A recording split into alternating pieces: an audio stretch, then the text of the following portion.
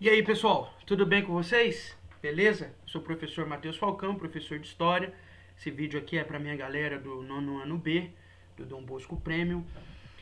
E na nossa aula de hoje, né, nós vamos fechar a discussão sobre Segunda Guerra Mundial. Nós paramos na última aula numa conversa sobre a rendição dos nazistas, como que os aliados conseguiram tomar Berlim, e aí eu estou falando dos soviéticos, né, posteriormente dos americanos. Eu fiz toda uma análise também sobre o suicídio do Hitler, né? Nós discutimos sobre isso tudo na nossa última aula. E aí, se você se lembrar dos países do eixo contra os países dos aliados, no eixo nós tínhamos a Itália fascista, cujo Mussolini foi morto, a Itália foi liberta do fascismo, a Alemanha nazista, que como nós já vimos também, Hitler se suicida, Berlim e a Alemanha são inteiramente tomados pelos aliados, e sobrou quem? Sobrou o Japão, né? Então, gente, o que acontece? O Japão, ele vai persistir na guerra, o Japão ele não vai se render, tá bom? Então, o Mussolini tinha caído, o Hitler caiu em 45, né, em abril de 45, e o Japão continuou ali sozinho na guerra. O Japão não se rendeu, ele persiste na guerra, e agora a guerra, os holofotes da guerra vão se voltar inteiramente para o Oceano Pacífico. A gente já sabe que essa região do Oceano Pacífico ali, onde está o Japão, já era uma zona de conflito com os Estados Unidos. Aliás, essa região foi o palco, né, que motivou os Estados Unidos a entrarem na guerra. A gente sabe que em 41, na verdade, a base no Havaí de Pearl Harbor, né, que era uma base americana, foi invadida pelos japoneses. Essa foi a razão que fez com que os Estados Unidos entrassem na guerra, né? Então, a partir desse momento que Hitler já cai, o Mussolini já tinha caído, o foco da guerra vai ser especificamente o Oceano Pacífico. Eu destaco aqui os famosos kamikazes, né, que eram pilotos suicidas japoneses. Eles tiveram um importante papel no fim da guerra. Cerca de 2.525 kamikazes morreram, 4.900 soldados aliados foram mortos e mais de 4.000 feridos. Então, milhares de pessoas mortas nesse fim da guerra. Segundo a propaganda japonesa, foram afundados 81 navios e outros 195 sofreram danos. Os americanos, no entanto, registraram apenas 34 barcos afundados e 368 danificados. Então foi uma guerra naval, né? A guerra do Pacífico, agora nesse finzinho da guerra, foi principalmente naval, né? E aí nós temos a chamada solução final que os Estados Unidos tiveram, né, para acabar com a guerra. Os Estados Unidos então desenvolveram uma tecnologia que já era uma tecnologia que estava ali sendo estudada por muita gente, só que ainda não tinha sido utilizada, que é a famosa bomba nuclear, né? Então, você se lembra na nossa discussão sobre a Primeira Guerra Mundial, onde nós dissemos que a Primeira Guerra Mundial era uma guerra dos químicos. Isso porque nós tivemos uma grande atuação de armas químicas, né, na Primeira Guerra Mundial. Gases, por exemplo. Então ela é conhecida como a Guerra dos Químicos. Ao mesmo tempo em que a Segunda Guerra Mundial, essa é conhecida como a Guerra dos Físicos. Isso por causa da tecnologia da bomba atômica. Então, se você não sabe, né, o professor de química pode explicar melhor para vocês isso aí, de química e física, que a bomba atômica ela se dá a partir da fissão do átomo, né? Então você tem o átomo, ele entra no estado de fissão, e aí gera esse grande estrago que foram as duas bombas atômicas lançadas sobre o Japão nos dias 6 e 9 de agosto, respectivamente, nas cidades japonesas de Hiroshima e Nagasaki. Então, essa bomba, o lançamento dessas bombas lá na cidade realmente destruiu o Japão, e foi a tecnologia utilizada pelos Estados Unidos para realmente acabar com a guerra. E aí, de fato, depois, né, da bomba de Hiroshima e da bomba de Nagasaki, realmente não tem mais sentido para o Japão continuar a guerra. O Japão está destroçado, nós temos milhares de mortos, nós temos milhares de pessoas que não morreram imediatamente, mas tiveram problemas respiratórios ao longo do tempo, doenças contraídas, né? Membros do corpo amputados. E aí nós temos um estrago gigantesco no Japão. Mesmo os sobreviventes, né, ficaram numa situação horrenda como essa aqui, né? Até pesado de ver, né, esse tipo de foto.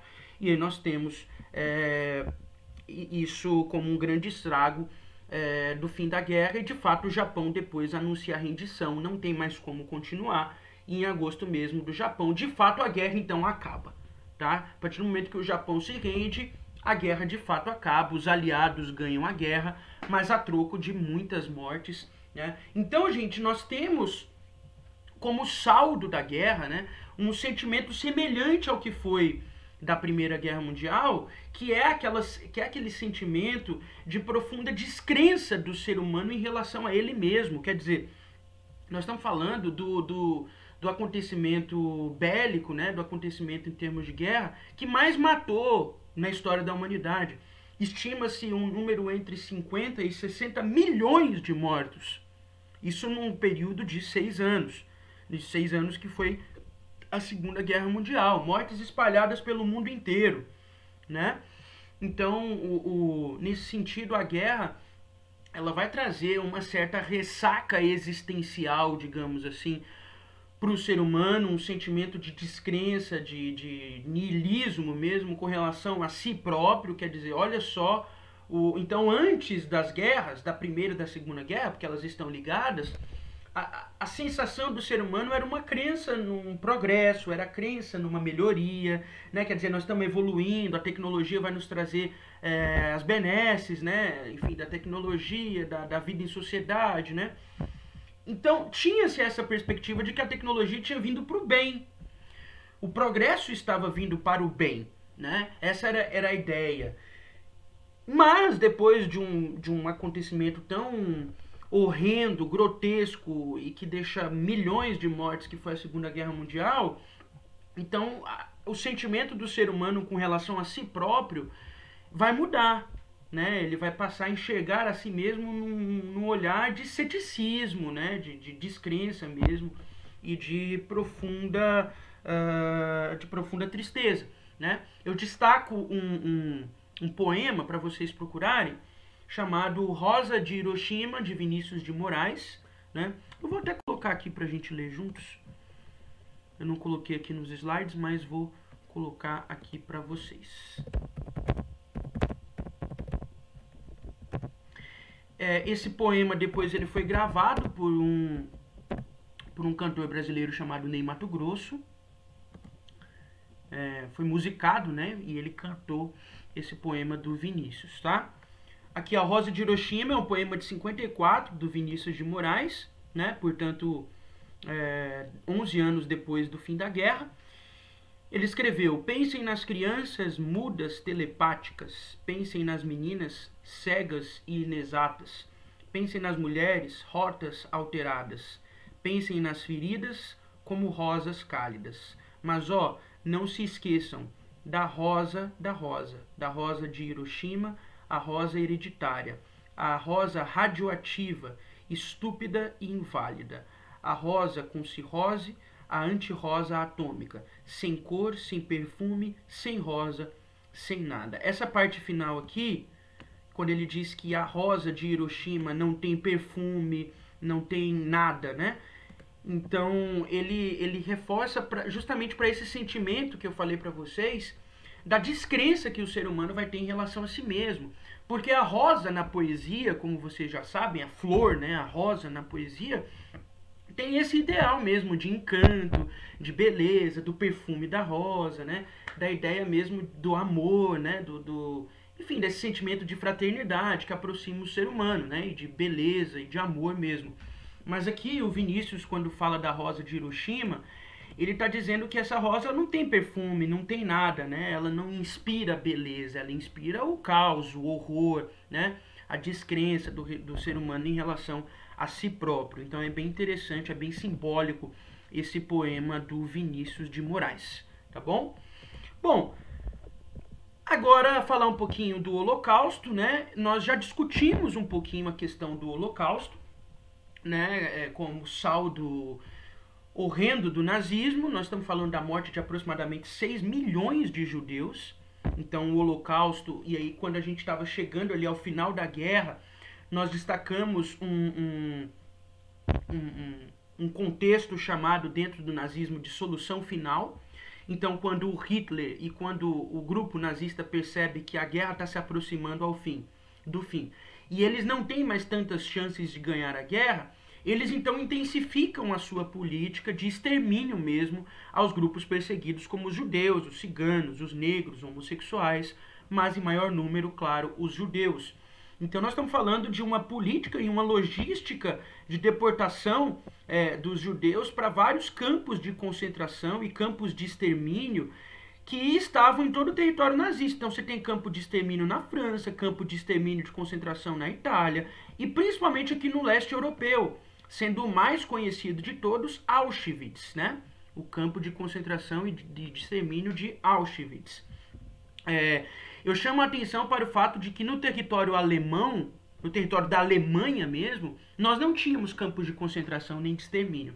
Os nazistas eles construíam em outros territórios, que eram territórios deles, anexados, ou de influência deles, mas nunca no território alemão.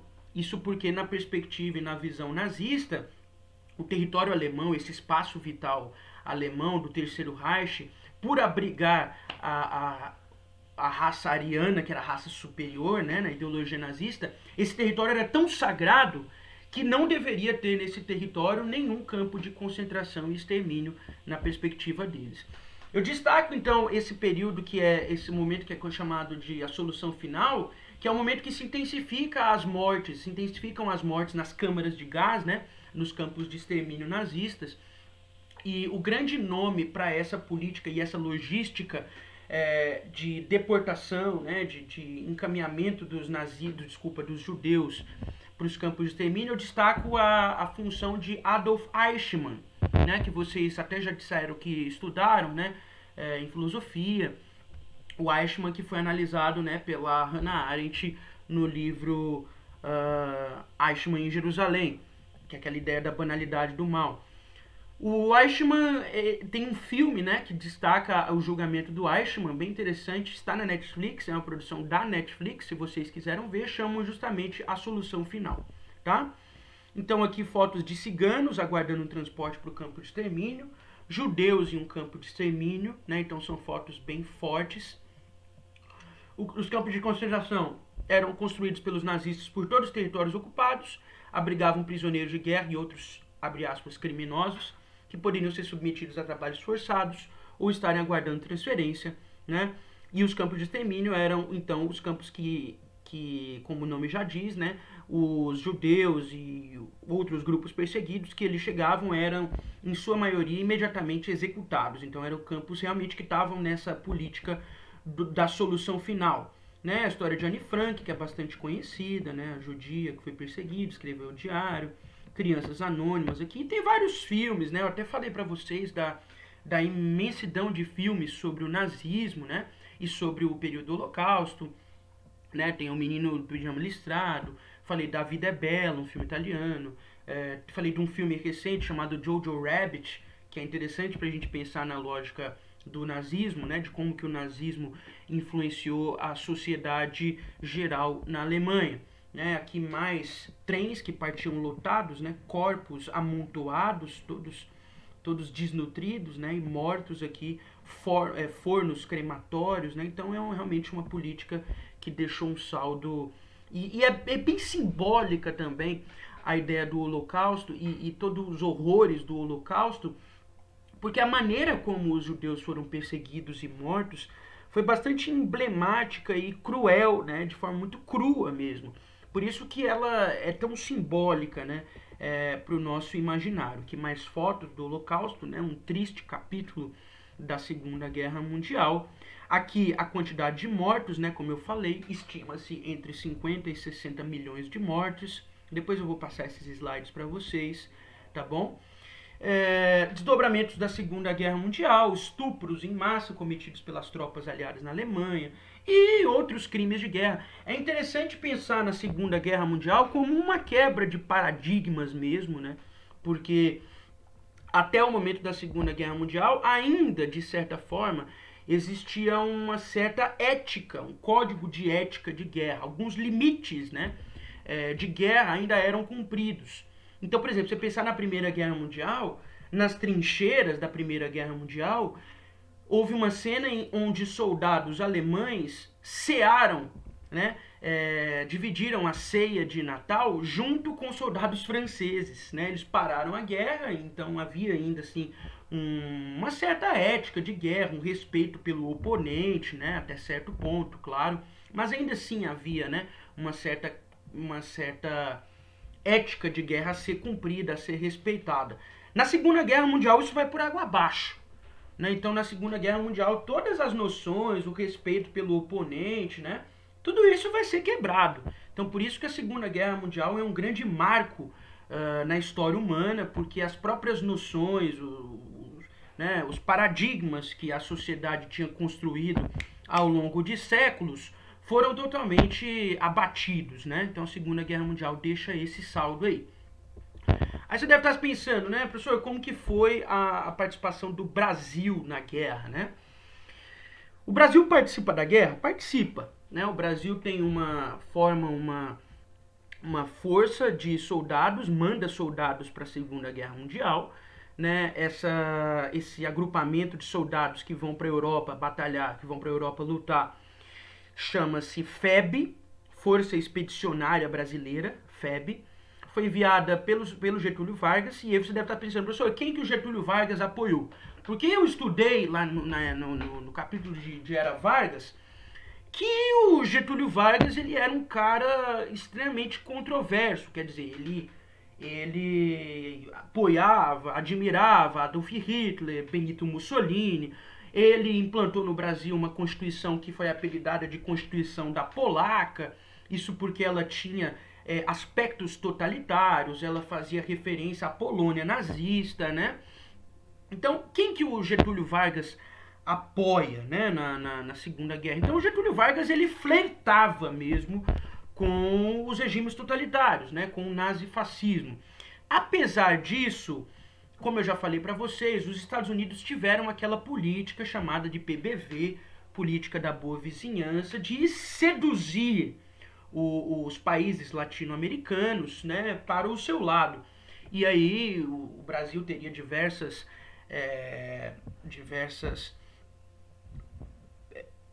melhorias, né, diversas coisas apontadas como coisas positivas, como a construção de uma siderúrgica, né, empréstimo. Então o Vargas resolve apoiar os Estados Unidos. Isso depois vai trazer um custo para ele, como a gente já estudou. Mas enfim, então nesse sentido, o Brasil apoiando os Estados Unidos, apoiando os aliados, o Brasil então manda alguns soldados, manda poucos soldados, né? Nós estamos falando de cerca de 20 mil soldados, e um corpo de batalhão de guerra era de 60 soldados, portanto o Brasil não mandou nem um corpo inteiro, né?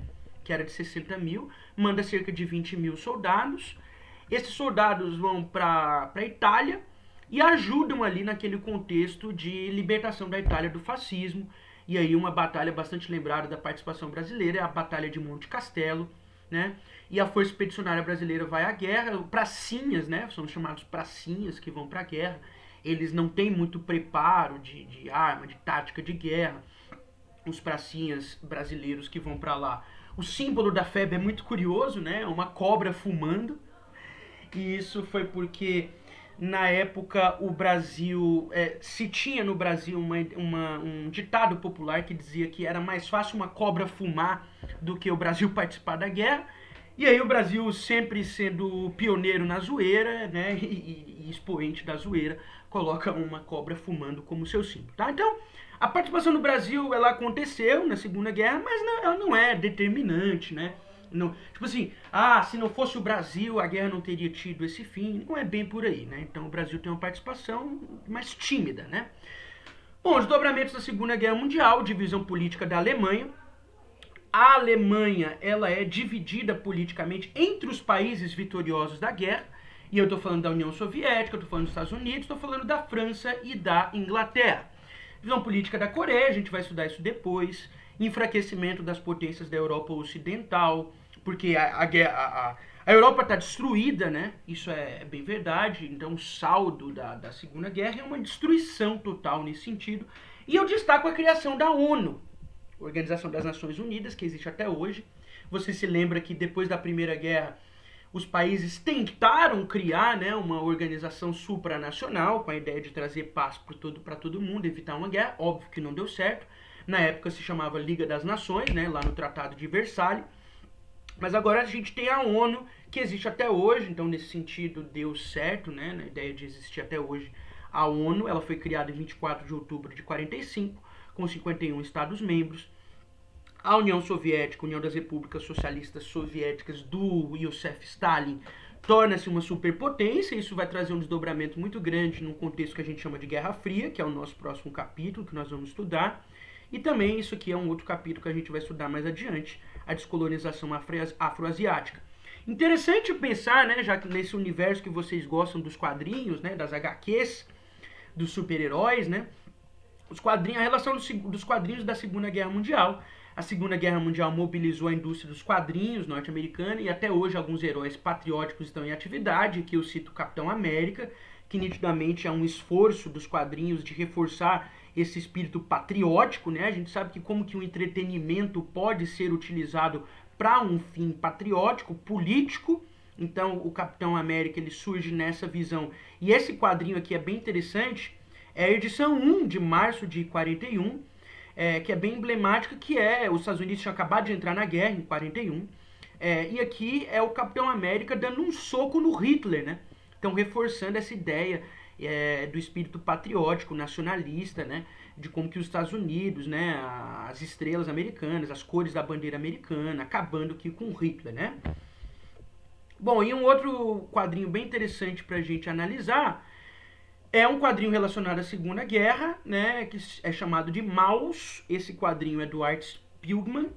Ele era filho de um judeu sobrevivente do Holocausto e ele constrói uma fábula, né, de animais que lembra um pouquinho, né, pelo menos na ideia, na intenção, na forma, melhor dizendo, que lembra um pouquinho a Revolução dos Bichos, né, do George Orwell, aquela história que a gente já estudou lá na época da Revolução Russa.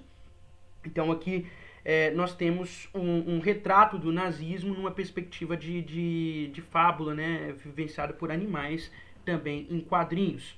As conferências, né? Conferência de Yalta, nesse sentido a Alemanha foi partilhada entre os países vitoriosos. A gente vai estudar isso com mais detalhes nos próximos capítulos. Aqui uma foto emblemática de Churchill, Franklin Delano Roosevelt e o Stalin como os três aqui representantes dos países aliados, né? Respectivamente da Inglaterra, com o Winston Churchill, o Franklin Delano Roosevelt com os Estados Unidos e o Joseph Stalin representando os países vitoriosos, os países aliados. E aí eu foco aqui no Stalin, né? Como a gente já sabe, o Stalin ele tinha ideais completamente diferentes, né, dos ideais do Churchill e do Roosevelt, que eram países capitalistas, e o Stalin como um exemplo do comunismo soviético. E aí você deve estar se perguntando o que fez, né, países liberais e democráticos como Inglaterra e Estados Unidos receberem e apoiarem uma aliança com um país comunista e totalitário. Afinal de contas, o stalinismo era um totalitarismo tão ruim, ou talvez até pior, do que o nazismo. Se você pegar o saldo de mortes pelo Stalin, sem dúvidas o Stalin matou muito mais que o Hitler. Isso porque a população soviética era muito maior, mas isso reforça milhões de mortes do Stalin. E o Stalin foi apontado como um herói de guerra por ter acabado com o nazismo, né? Ajudado na derrocada do nazismo. Você deve estar se perguntando qual a coerência disso, né? Primeiro, vamos responder aqui a primeira pergunta. Por que países liberais e democráticos apoiaram ou receberam o apoio da União Soviética, um regime totalitário? E aí tem uma frase do Churchill. O Churchill é bem lembrado, né, por resumir máximas complexas em frases curtas, em aforismos. O Churchill diz uma frase bem interessante, que ele diz o seguinte: se eu estou no inferno, e se eu tiver que fazer alianças com o próprio capeta para sair do inferno, eu vou fazer isso. Então, não importa, o que importa é o fim. Então, qual era o fim do Stalin, né? Desculpa, o fim do Churchill, a ideia que ele tinha? Acabar com o nazismo. Então, ele está no inferno, que é a guerra. Se ele tiver que fazer uma aliança com o próprio capeta, que seria Stalin, ele ia fazer para sair do inferno. Então, nesse sentido, essa aliança foi estratégica, essa aliança dos países liberais, dos aliados, né? Estados Unidos e Inglaterra, né? E a França também, com o comunismo soviético, foi uma aliança estratégica, porque, como a gente sabe, o Stalin representava uma grande força bélica, né? Ele tinha um enorme potencial de armas, ele tinha uma enorme quantidade de soldados, então era uma superpotência que tinha ideais distintos, que tinha matado tanto quanto o Hitler, mas estava ali e era inimigo do Hitler, era um inimigo em comum nesse sentido, então eles receberam um apoio. Isso nos faz pensar também, né, em como que algumas noções são passadas através do tempo. Então, Hitler até hoje é tratado como o grande vilão da história da humanidade, apesar de o Stalin ter matado mais do que o Hitler, né? E aí você sempre vê, claro que tem gente que bate no Stalin até hoje, né, que reforça o potencial horrendo do governo stalinista e totalitário, mas é claro que se você for ver, se bate muito mais no Hitler. E isso nos faz pensar no porquê disso, né? Por que o Stalin, as atrocidades que o Stalin cometeu meio que foram jogadas para debaixo do tapete, e por que as atrocidades do Hitler são mais expostas? Isso porque a história é sempre contada pelos vencedores, né? Lembre-se disso. Então o Stalin, por mais que tenha feito essas atrocidades, ele estava entre os vencedores. Então eles não vão pesar tanto a mão assim sobre o Stalin, mesmo que ele tenha matado aí milhões de pessoas, certo? Então isso nos faz pensar sobre como a história é narrada pelos vencedores, né? Quer dizer, então o Stalin ele foi meio que relativizado, né? Apesar de ele ter sido tão cruel e tão horrendo quanto o próprio Hitler, né?